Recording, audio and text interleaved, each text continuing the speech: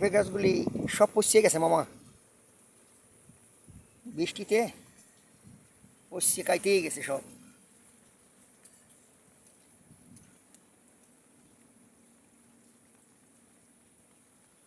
কিছু ভালো আছে, কিছু কিছু ভালো আছে, ওই দুই একটা ভালো আছে। অনেক গাছ মরিয়ে তারপর ওই গোড়া পচিয়ে গেছে ঢলকি, গোড়া পচিয়ে দুই একটা ভালো আছে।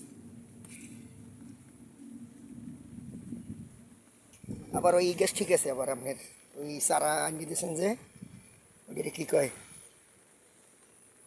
ড্রাগন ফলের গাছ, এগিয়ে আবার আলাদা দিলে ঠিক আছে। এখানে বৃষ্টির ভিতরে আবার সুন্দর সুন্দর আছে, ড্রাগন ফলের গাছটা আছে কিন্তু বৃষ্টির ভিতরে সুন্দর আছে। এই মরিচ গাছও একটু বতরাই গেছে, ড্রাগন ফল গাছটা সুন্দর আছে।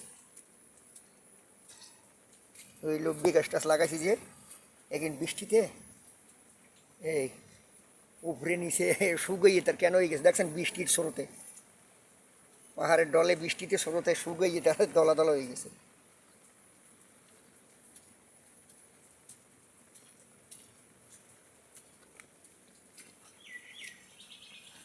এই দেখছেন ওই আড়ি করিয়ে লাগাইছি, এখানেও পেঁপে গাছ পচিয়ে কাইতেই গেছে। এই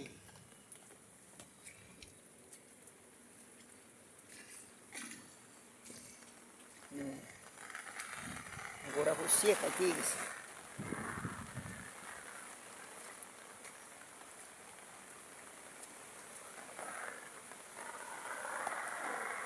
এই গোড়ায় একদিন পচিয়ে আসা আসা আসা বুঝছে, গোড়ায় পচি, কি সুন্দর গাছ, এত বড় বড় গাছ পচিয়ে তো অসমাস হয়ে গেছে গোড়ায়।